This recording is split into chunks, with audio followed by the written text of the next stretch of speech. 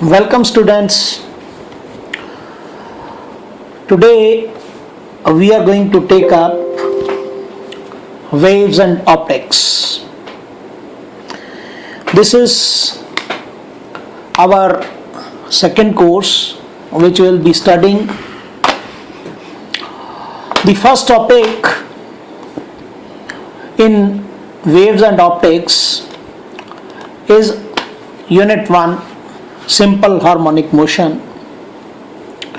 In simple harmonic motion, we are about to study these topics: characteristics, then graphical representation of SHM, phasor relationship between displacement, velocity and acceleration of a particle, executing SHM oscillator, mass attached to a spring placed on horizontal frictionless surface, energy of a simple harmonic oscillator, solution of the differential equation of SHM, average kinetic energy, average potential energy and total energy, of course, of simple harmonic motion.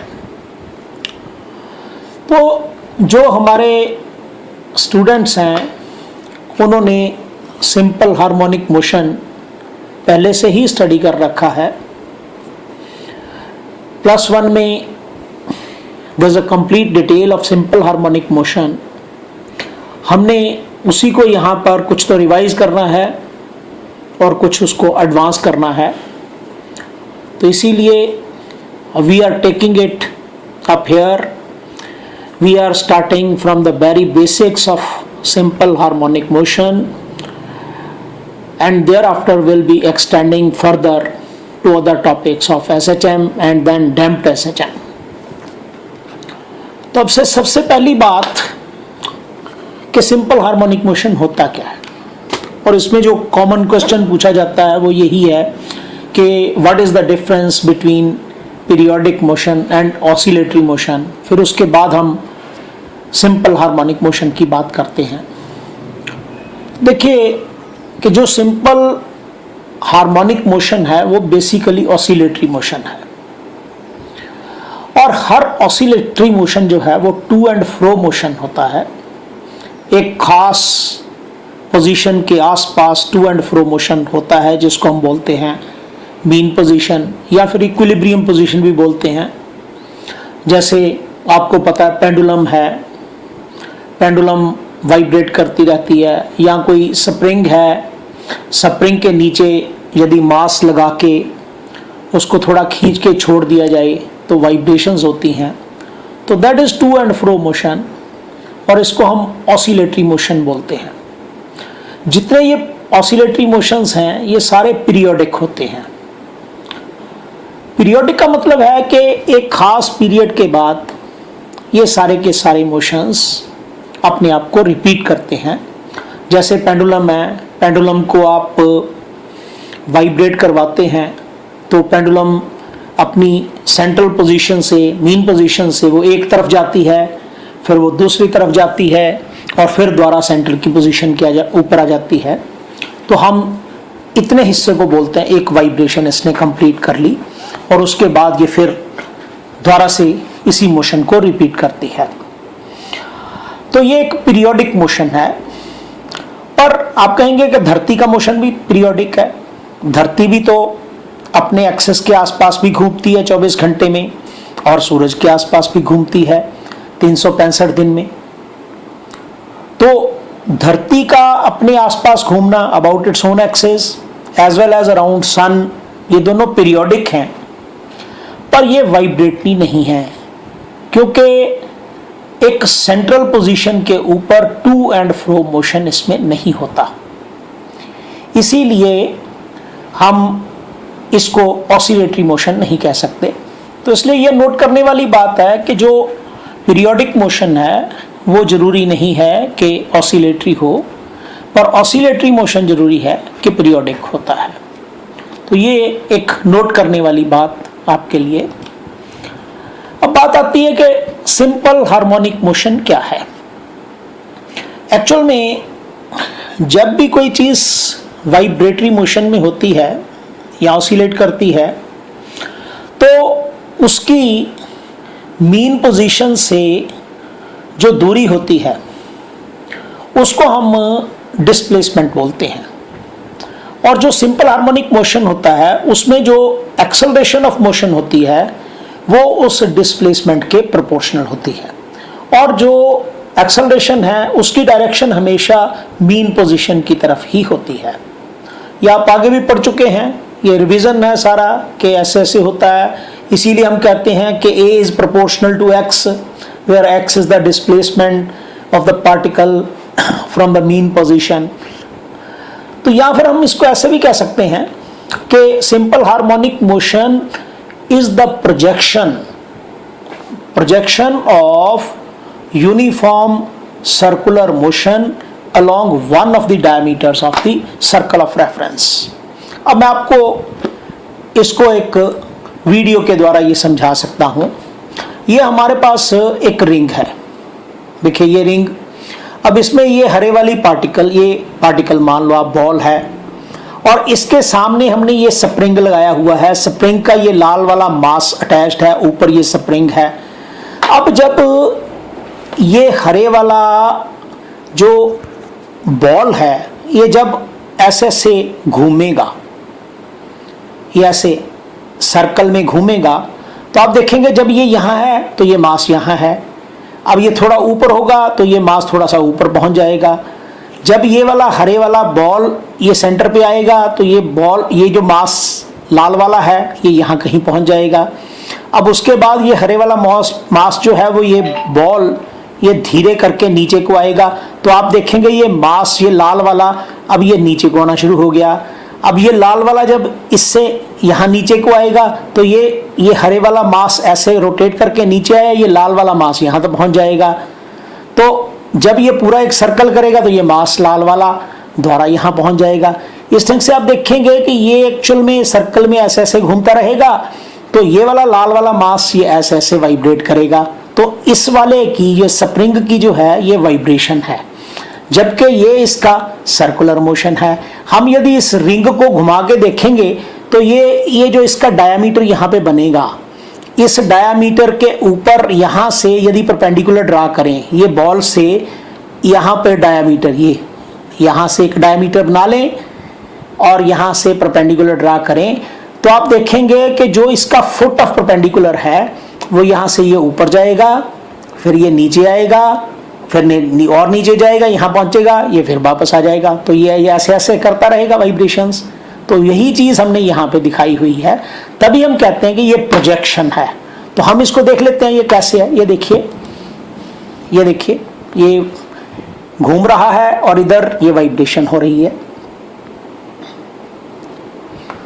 You can well see the rotation of green particle in circle while that of red mass correspondingly in simple harmonic motion।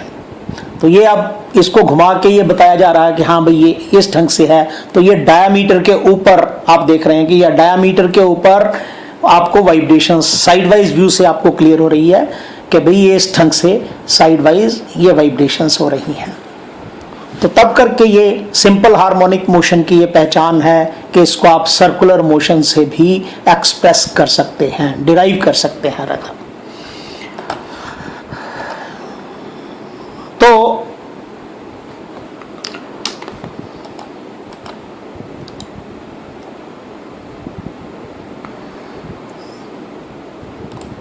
तो यहां पर फिर बात आ जाती है कि भाई simple harmonic motion की इक्वेशन क्या है।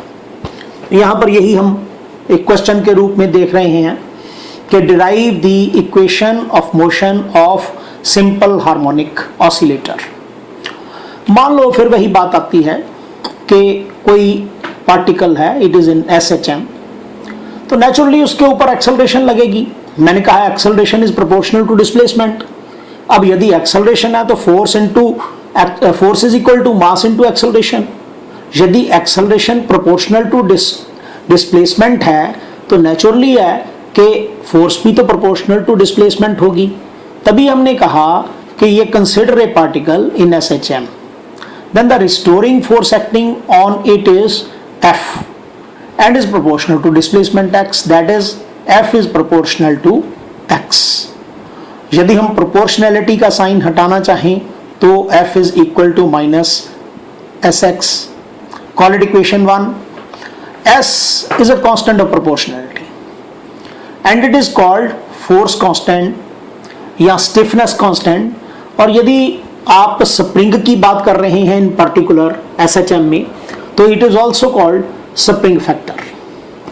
अब यदि आप फोर्स देखें तो force is mass into acceleration, और यदि मास इनटू एक्सेलरेशन की बात करें तो मास इनटू एक्सेलरेशन को हम, एक्सेलरेशन तो आपको याद होगा, it can be written as d2x over dt square यदि x डिस्प्लेसमेंट है तो इसलिए हम वेक्टर फॉर्म लेते हुए हम ऐसे लिख सकते हैं कि m, फोर्स को हमने लिख दिया mass into acceleration, that is m into d2x over dt square and this is equal to minus Sx. या फिर हम इसको लेफ्ट हैंड साइड पे ले आते हैं, ये Sx वेक्टर को यहाँ लेफ्ट हैंड साइड पे लाते हैं तो दिस इंप्लाइज d2 और साथ ही साथ m से डिवाइड भी कर दिया हमने, this implies d2x over dt square plus s over m into x is equal to 0. या फिर हम इस इक्वेशन को ऐसे लिख सकते हैं d2x over dt square plus omega square x is equal to 0. Call it as equation number 2 where omega is under root s over m and it is called angular frequency of SHM. आप सोचेंगे कि इसको omega square क्यों लिखा? Well, आप क्या करो कि ये जो s है, s के यहाँ से यूनिट निकालो तो आप पाएंगे ये न्यूटन पर मीटर बनते हैं, और यहाँ से m के यूनिट्स निकालो और s ओवर m के यूनिट्स कैलकुलेट करो डायमेंशनल एनालिसिस के साथ, तो आप पाएंगे कि इसके जो यूनिट्स बनते हैं वो t रेज पावर -2 बनते हैं, where t is time of course, dimensions of time, तो टाइम के डायमेंशंस रेज पावर -2, तो ओमेगा जो होता है वो 2 पाई ओवर t होता है, इसलिए ओमेगा स्क्वायर और s ओवर m के जो डायमेंशंस हैं वो सेम हैं, तो इसीलिए हम ओमेगा को under root s over m लिख देते हैं और इसको हम बोलते हैं एंगुलर फ्रीक्वेंसी ऑफ SHM. ये जो हमारी इक्वेशन बन गई ना d2x over dt square plus omega square x, ये हमारी इक्वेशन ऑफ SHM कहलाती है और हम बार बार इस इक्वेशन को यूज करेंगे. कई केसेस में हम इसको d2x ओवर dt स्क्वायर को a लिख देंगे क्योंकि ये a एक्सेलरेशन है, तो a plus omega square x is equal to 0. This can also be put like that. तो ये हमारी equation of simple harmonic motion. अब कई बच्चों के मन में आता होगा कि भाई हम इसका बार बार सिंपल हार्मोनिक मोशन बोल रहे हैं, उसका क्या कारण है? एक्चुअल में हार्मोनिक जो फंक्शंस है ना वो है साइन और कोसाइन फंक्शंस.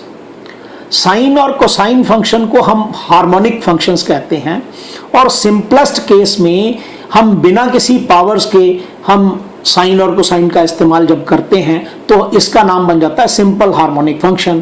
तो तभी वहां से ये हमारे पास ऑसिलेटर की बात आती है, सिंपल हार्मोनिक ऑसिलेटर. तो simple harmonic oscillations can be expressed as the in terms of the sine और कोसाइन फंक्शंस. सो तब करके हम सिंपल हार्मोनिक मोशन या सिंपल हार्मोनिक ऑसिलेशंस की बात करते हैं. अब बात आती है कि इनकी विशेषताएं क्या है, what are characteristics of simple harmonic motion. देखो सिंपल सी बात है कि सिंपल हार्मोनिक मोशन कब होगा.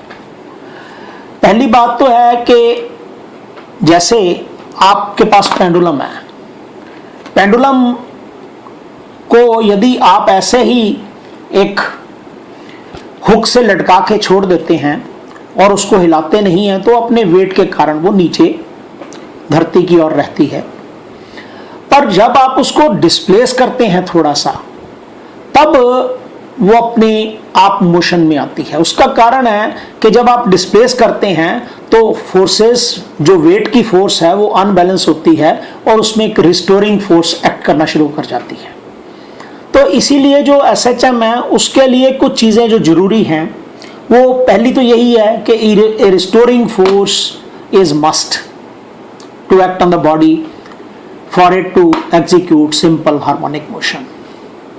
दूसरी बात है कि जो एक्सेलरेशन है, एक्सेलरेशन हमेशा अपोजिट टू डिस्प्लेसमेंट लगती है। जिधर को डिस्प्लेसमेंट है उसके अपोजिट चलती है, टुवर्ड्स द सेंटर, या जिसको कहते हैं मीन पोजीशन की तरफ, और it is directly proportional to displacement होती है। तीसरी इसकी जो विशेषता है वो है कि अनर्शिया होना जरूरी है। Inertia, you are very much knowing कि the tendency of a body है to remain in a state of rest or of motion unless some external forces applied। तो वो वहीं से हम inertia की बात करते हैं। It is inherent property। तो यदि inertia नहीं होगा तो वाइब्रेशन नहीं हो पाएगी। बेसिकली मैंने आपको यही पहले ही बताया कि जो हमारा एसएचएम है ऑसिलेटरी मोशन है, तो इसीलिए ये भी एक किसकी विशेषता है, और ऑसिलेटरी मोशन पीरियोडिक होते हैं, तो it is a periodic motion. So मैंने पहले भी आपको बताया कि ये जो पीरियोडिक, जो सिंपल हार्मोनिक मोशन है, ये it is expressible in sine और कोसाइन फंक्शंस। तो तभी करके हम इसको ऐसे लिख सकते हैं, x as a function of time, x bracket starts t, it is equal to a cos omega t plus phi, where a is called amplitude in this case, omega is angular frequency, and phi is called the initial phase। तो ये इसके बारे में हम पढ़ते हैं कि initial phase है क्या। ये देखिए यहाँ नेक्स्ट टॉपिक में हमारे पास यही है। अब फेज क्या है, देखो जब पार्टिकल वाइब्रेट करता है, अब वो मान लो मीन पोजीशन पे है, अब मीन से जब वो वाइब्रेट करेगा तो एक तरफ जाएगा, जैसे पेंडुलम की बॉब है, फिर उसके बाद वो दोबारा सेंटर पे मीन पोजीशन पे आ जाएगा, फिर वो दूसरी तरफ जाएगा दूसरी एक्सट्रीम पोजीशन के ऊपर, अब वो फिर उसके बाद मीन पे आ जाएगा। अब हमें कैसे पता चलेगा कि ये पार्टिकल मीन पोजीशन पे है या बीच में है, तो किस तरफ जा रहा है? ये क्या मीन पोजीशन से एक्सट्रीम की ओर जा रहा है, या फिर एक्सट्रीम से मीन की तरफ जा रहा है, या फिर पहली मीन पोजीशन एक्सट्रीम पोजीशन की तरफ है, या फिर दूसरी एक्सट्रीम पोजीशन की तरफ जा रहा है या आ रहा है? तो वो जो चीज है ना, वो हमें पता चलती है इस फेज से। तो तभी हमने इसको ऐसे डिफाइन किया कि phase of an oscillating particle at any instant is defined as its state as regards to its position and direction of motion with respect to its mean position। कि mean position के हिसाब से ये कहाँ पर है, वेदर ये mean से फर्स्ट एक्सट्रीम को जा रहा है या वापस आ रहा है, या फिर मीन से सेकंड एक्सट्रीम को जा रहा है या फिर वापस आ रहा है। तो इसको एक्सप्लेन करने के लिए हम लेते हैं सर्कुलर मोशन की बात। अब जैसे मैंने ये बताया ही था कि कोई पार्टिकल जब सर्कल में घूमता है, तो उस पार्टिकल, जैसे ये x से मैं बात कर लूं, x से यदि मैं y डैश के ऊपर परपेंडिकुलर ड्रा करूंगा ना, तो वो परपेंडिकुलर o के ऊपर जाकर पड़ेगा। और जब ये पार्टिकल a पर है, तो a से जब परपेंडिकुलर ड्रा करूंगा तो ये यहां कहीं जाके पड़ेगा। ये देखो यहां से, ये यहां से, इसका मतलब जब यहां सर्कल में पार्टिकल x से y तक जाएगा, तो जो o इसका फुट ऑफ परपेंडिकुलर है, जिसको मैं प्रोजेक्शन बोल रहा हूं, वो o से y तक जाएगा। और जब सर्कल वाला पार्टिकल y से x डैश तक जाएगा, तो जो हमारा इसका प्रोजेक्शन है फुट ऑफ परपेंडिकुलर, वो y से o तक आएगा। जब x डैश से y डैश तक सर्कल वाला पार्टिकल जाएगा तो सर्कल के प्रोजेक्शन यानी फुट ऑफ परपेंडिकुलर O से y डैश तक आएगा, एंड जब y डैश से x तक सर्कल में जाएगा पार्टिकल तब इसका foot of perpendicular y dash से O तक जाएगा। तो इसका मतलब ये जो फुट ऑफ परपेंडिकुलर है ये O से y, फिर y से O से y डैश से O, ये सिंपल हार्मोनिकली वाइब्रेट कर रहा है। तो हमने इसीलिए कहा कि to explain, suppose that particle starts moving from point A at t equal to 0। यदि मान लो ये पार्टिकल यहां से ना स्टार्ट करके, x से ना स्टार्ट करके शुरुआत A से होती टाइम 0 पे, और फिर वो P पॉइंट पर पहुंचता कुछ टाइम के बाद, t टाइम के बाद, और उसकी एंगुलर फ्रीक्वेंसी होती है ओमेगा, तब आप याद करो कि ओमेगा यानी कि angular velocity is equal to angle over time, यानी थीटा ओवर टी। तो थीटा किसके बराबर आ गया? Theta is omega T. ये इसका मतलब जब वो ए से पी तक पहुंचेगा तो ये इतना जो एंगल कवर होगा ये ओमेगा टी होगा। पर जब ये ए पर था तो एक्स डैश के विद रेस्पेक्ट टू ओ से इसने फाई एंगल तो पहले ही कवर किया हुआ था, ये देखो। तो उस केस में टोटल एंगल एक्स से एक्स ओ पी कितना हो गया? ये हो गया ओमेगा टी प्लस फाई। अब यदि मैं यहां से पी से पी एम परपेंडिकुलर ड्रा करूं तो जो ओ एम होगा, ओ एम, ये डिस्प्लेसमेंट होगा सिंपल हार्मोनिक मोशन का, क्योंकि जो पार्टिकल सिंपल हार्मोनिक मोशन में है वो एम है। एम ओ से वाई तक जाता है, वाई से ओ तक आता है, ओ से वाई डैश तक, फिर द्वारा से ये ओ तक आता है। तो इसलिए हमारा जो एम है ये ओ एम डिस्प्लेसमेंट है, और यदि ओ एम को मैं कह दूं कि ये मेरा वाई के बराबर है तो ये वाई अपॉन यानी कि O M upon O P will be equal to sine omega T plus five. O M over O P is equal to sine omega T plus five. तो नेचुरली वाई अपॉन आर, क्योंकि O P is equal to R radius of the circle, तो y upon r is sin omega t plus phi. So what will be y equal to? In that case y will be equal to r sin omega t plus phi. पर omega t की बात तो समझ आ गई। तो ये phi क्या है? ये phi जो है ना, ये शुरुआती दौर को बताता है कि भाई शुरू में ये जो पार्टिकल SHM कर रहा था ना वो यहाँ कहीं होगा ना, ये यहाँ पर, ये इस पोजीशन पर। तो यहां पर होने का मतलब है कि ये इसका इनिशियल फेज है। तो इनिशियल फेज यानी कि इपोक, और ये जो टोटल हो गया यानी कि omega T plus five complete, ये हमारा हो गया टोटल फेज। तो ये टोटल फेज और ये फाइव इनिशियल फेज या फिर इपोक। तो ये फायदा होता है फेज को बताने का। फेज हमें बताता है कि भाई पार्टिकल कहां पर है, किधर को चल रहा है, ये मैथमेटिकली हमें बता देता है। आप सिंपल फाइव बता दो तो हमें पता चलेगा शुरू में पार्टिकल कहां था। अदरवाइज आप ओमेगा टी प्लस फाइव के बारे में बता देंगे तो हमें पता चल जाएगा भाई यहां पर पार्टिकल था। जैसे यहाँ ओमेगा टी प्लस फाइव की वैल्यू पता लग जाए तो हम कहेंगे यहाँ पार्टिकल पहुंच गया। और यदि ये एंगल नीचे को आ जाता पूरा करके तो हमने बता देना था ये यहाँ पर है। यदि ये वापस आ रहा होता, मतलब ये 0 से लेकर 90 तक यहाँ जाएगा फेज, फिर 90 से 180 मतलब पाई बाय 2 तक यहाँ, पाई बाय 2 से पाई तक यहाँ, फिर 3 पाई बाय आगे 2 तक यहाँ, फिर और 2 पाई तक ये, फिर द्वारा यहाँ से यहाँ y से, मतलब o से y 90 डिग्री, y से o 180 डिग्री, o से y डैश 270 डिग्री और y डैश से o 360 डिग्री। मतलब आप इनके रेडियन बना लो। बेसिकली हम डिग्रीज में बात नहीं करते क्योंकि students are just tune to the system of degrees, तब करके मैं ये बता रहा हूँ। Otherwise we always talk in radian. तो हमारे पास जो सिस्टम है, we are to take the circular system which is an SI system in this case as well. तो उसमें हम pi by 2 radian, pi radian, 3 pi by 2 radian and 2 pi radian, इस ढंग से बात करेंगे। तो इस ढंग से हमें पता चलेगा हमारा पार्टिकल कहां पर है। तो आई hope you might have understood the phase, the concept of phase.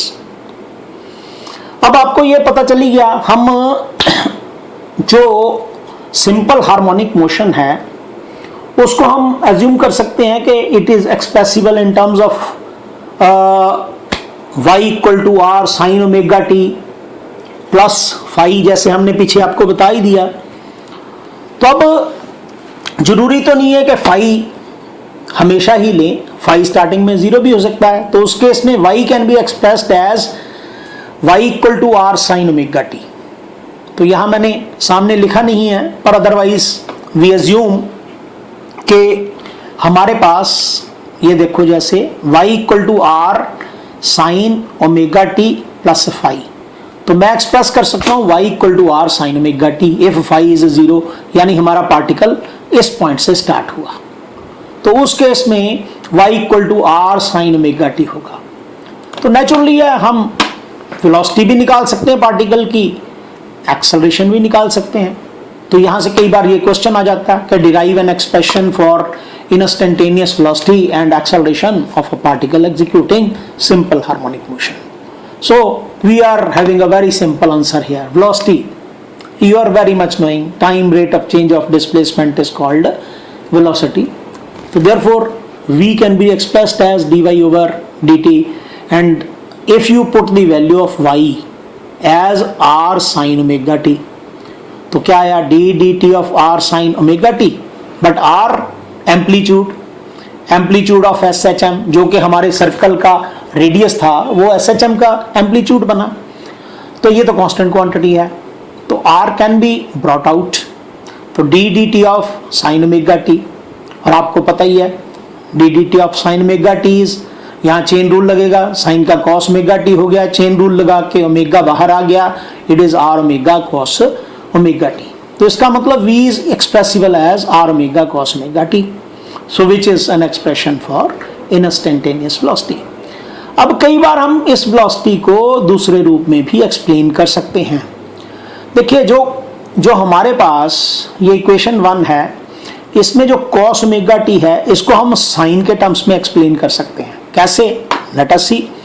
So another expression for velocity from equation 1 we have v is equal to r omega cos omega t, omega को अलग लिख लो, it is R cos omega T, और cos theta इसको हम square के terms में under root लेके लिख रहे हैं, omega under root of R square cos square omega T. और आप याद करो sine square theta plus cos square theta is 1, therefore cos square theta is 1 minus sine square theta. तो using that formula we can write it as v equal to omega under root of r square into 1 minus sin square omega t. This implies v is equal to omega under root of r square minus r square sin square omega t. But you know r sin omega t is y. ये तो हमने r square sin square omega t को y square put कर दिया, तो therefore v is equal to omega into under root of r square minus y square. This is another expression which we'll be using in time to come. यहां से आप, ये मैं आपका होम टास्क छोड़ रहा हूं, यहां से आप ये भी निकाल सकते हैं कि वेलोसिटी मैक्सिमम कब होगी और मिनिमम कब होगी। देखो इस इक्वेशन से यदि y 0 होता है, ये y 0 कहाँ होगा? मीन पोजीशन पे। तो आप देखेंगे वेलोसिटी होगी ओमेगा r, और r तो मैक्सिमम है, इसलिए velocity is maximum eight the mean position. और जब मैं कहूंगा एक्सट्रीम पोजीशन पे, तो y बराबर होगा r या फिर y बराबर होगा माइनस r। तो उस केस में दोनों के केस में y square will be equal to r square, तो उस केस में v will be equal to 0। तो इसका मतलब एक्सट्रीम पोजीशन के ऊपर जो वेलोसिटी होती है वो 0 हो जाती है और मीन पोजीशन पे वेलोसिटी मैक्सिमम हो जाती है। तो इसी ढंग से अब हम निकाल सकते हैं एक्सेलरेशन ऑफ SHM। अब acceleration is time rate of change of velocity, तो therefore a is equal to dv over dt। तो हम क्या करते हैं, ये v की वैल्यू इक्वेशन 1 से इसमें पुट कर देते हैं। This is d dt of r omega cos omega t। तो r as well as omega they are constants, they can be brought out. तो d dt of cos omega t, it is cos का differentiation minus sine होता है, और यहाँ chain rule लग गया, तो it is minus sine omega t into omega. तो जब आप करेंगे तो it will come out to B equal to minus r omega square sine omega t। तो इसका मतलब a is equal to minus omega square y, equation 3। So ये acceleration है हमारी, acceleration of S H M, ये हम बार बार use करेंगे और इसी से हम फोर्स भी निकाल सकते हैं, physical to mass into acceleration, तो m से गुना हो जाएगा m omega square y with negative sign of course. और यहाँ से भी हम देख सकते हैं इन मैग्नीट्यूड जो एक्सेलरेशन है वो ओमेगा स्क्वायर वाई होता है, और यदि y जीरो होता है यानी कि मीन पोजीशन के ऊपर, तो एक्सेलरेशन a इज जीरो। तो acceleration is minimum at the mean position, that is y zero. और जब y इक्वल टू r होगा, प्लस r या माइनस r, तो a will be equal to omega square r, that is maximum. तो इसका मतलब extreme position के ऊपर acceleration is maximum and mean position के ऊपर एक्सेलरेशन इज मिनिमम। तो फिलहाल हम यहाँ तक करते हैं, इसके आगे हम फिर फर्दर बढ़ेंगे। So I hope you might have understood all these topics. If you are not able to understand any of topics, you may bring it to my notice through my WhatsApp number you are already possessing with you। Otherwise भी यदि आप